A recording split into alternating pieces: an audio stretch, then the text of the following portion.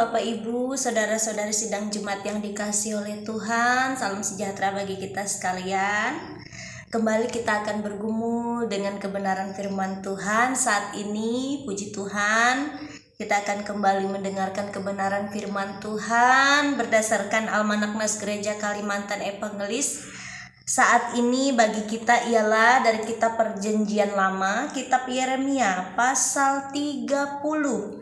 Yeremia pasal 30 ayat yang ke-18 hingga ayat yang ke-24. Namun pada kesempatan ini saya mengambil satu ayat dari bagian perenungan firman Tuhan ini, ayat yang ke-22. Di bawah judul perikop janji pemulihan Israel. Ayat 22 saya bacakan demikian. Maka kamu akan menjadi umatku dan aku akan menjadi Allahmu. Saya memberi tema khusus untuk kebenaran firman Tuhan saat ini ialah Tuhan sumber pemulihan hidup. Bapak Ibu saudara-saudari sidang jemaat yang dikasihi oleh Tuhan. Pernahkah kita mengalami yang namanya rasa sakit? Mungkin pertanyaan ini aneh ya.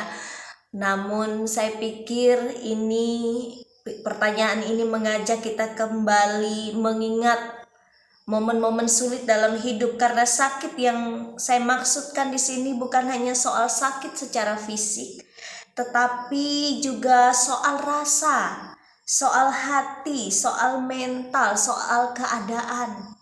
Rasa sakit yang dimaksudkan di sini bukan sekedar sakit secara fisik, tetapi rasa sakit dalam kehidupan ini mencakup seantero hidup kita, entah itu secara ekonomi, relasi sosial kita dengan orang lain, kehidupan rohani kita, ataupun keadaan khusus rumah tangga kita. Jadi rasa sakit yang demikian yang saya maksudkan di sini.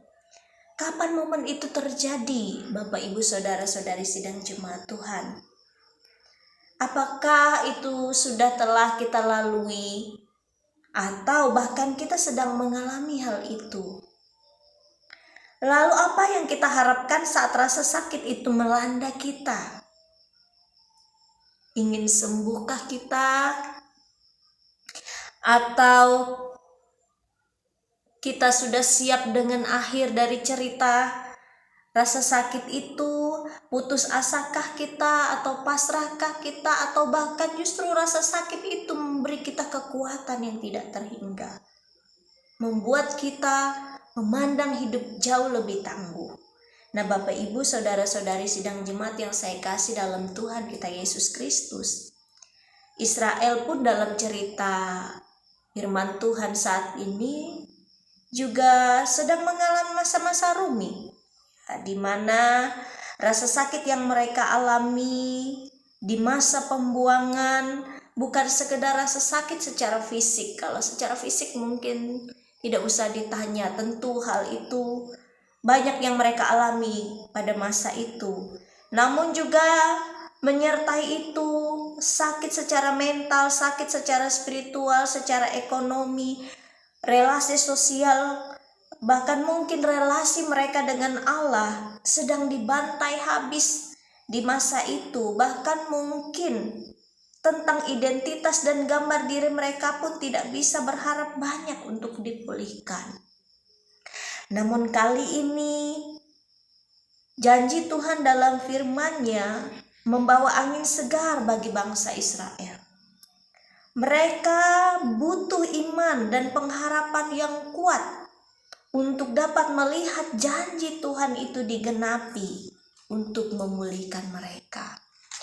Bapak Ibu saudara-saudariku yang kekasih dalam Tuhan kita Yesus Kristus, hal yang sangat mengharukan adalah perkataan Tuhan bagi Israel. Pada ayat 22 saya bacakan tadi bagi kita, maka kamu akan menjadi umatku dan aku akan menjadi Allahmu. Kata-kata ini begitu dalam Bapak Ibu saudara-saudari sidang jemaat, dan sungguh-sungguh sangat bermakna. Karena apa? Mungkin saja pada masa itu Israel bahkan kehilangan pengharapan kepada Allah, tapi Allah kembali memberikan mereka pengharapan, mengingatkan mereka kembali bahwa Allah tidak meninggalkan mereka dalam rasa sakit dan penderitaan yang mereka alami. Juga biarlah janji Tuhan kepada Israel berlaku bagi kita sekalian, sidang jemaat Tuhan yang mungkin pada saat ini pernah merasakan atau sedang merasakan masa-masa sulitnya kehidupan. Biarlah janji Tuhan juga berlaku bagi kita. Amin Bapak Ibu Saudara-saudariku. Biarlah janji Tuhan berlaku bagi kita. Kita hanya butuh pegang janji Tuhan. Biarlah janji Tuhan itu digenapi dalam kehidupan kita juga sebagai orang percaya. Percaya, pasrah, berserah. Mari kita ingat kembali bahwa kita punya Tuhan yang besar yang tidak meninggalkan kita dalam segenap keadaan kehidupan kita.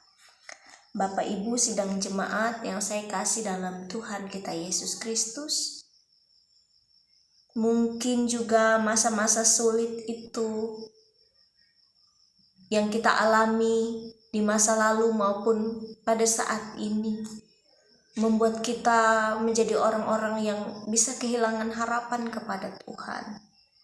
Tapi kali ini biarlah firman Tuhan mengajak kita untuk memegang kembali pengharapan kita kepada Allah, mengingat kembali bahwa Ia adalah Allah kita dan kita adalah umat kepunyaannya.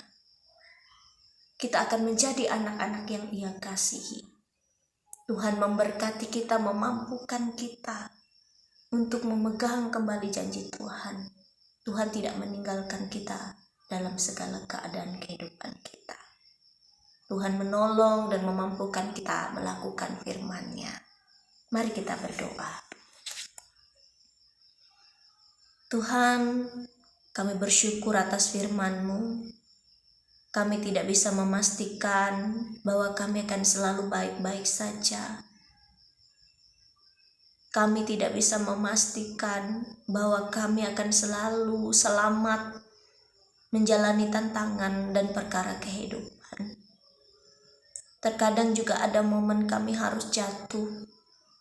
Dan dalam kejatuhan kami Tuhan, biarlah kami mengingat kembali bahwa Engkau Allah yang tidak pernah meninggalkan kami.